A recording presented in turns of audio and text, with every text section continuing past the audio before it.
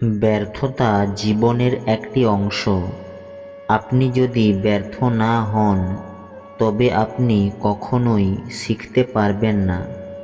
আর যখন আপনি শিখবেন না, ফলে আপনার মধ্যে কোনো পরিবর্তন হবে না এবং আপনি অনেক কিছু শিখতেও পারবেন না।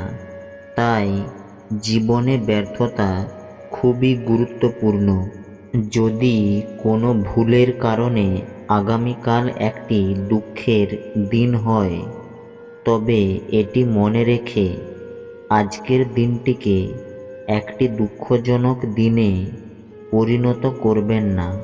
এমন কিছু কর্ম করুন যাতে আপনার পিতামাতা তাদের প্রার্থনায় বলে, হে প্রভু, প্রতি জন্মে আমাদের এমন সন্তান দান করুন। কখনো কারোর মনকে কষ্ট দিও না, কারণ তোমারও একই রকম হৃদয় রয়েছে। যারা অন্যের মুখে হাসি দেখতে চায়, ভগবান কখনো তাদের হাসি কেড়ে নেন না।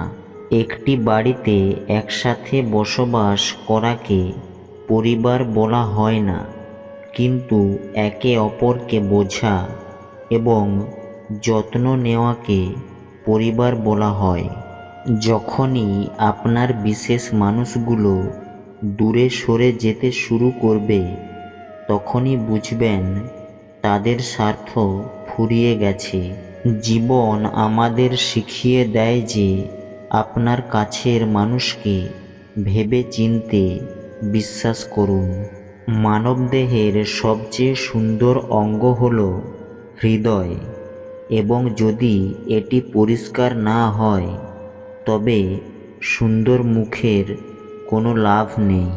যখনই ভগবানের কাছে কিছু চাইবে, তখনই ভগবানকেই চাও, কারণ ভগবান যখন তোমার হবে, সব কিছু তোমার হবে।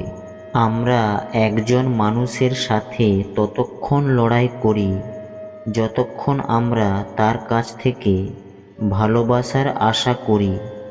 যেদিন আশা শেষ হয়, লড়াইও শেষ হয়। কথাটা ছোট হলেও সত্যি। সবার সাথে সম্পর্ক বজায় রাখুন, কিন্তু কারো কাছ থেকে প্রত্যাশা রাখবেন না।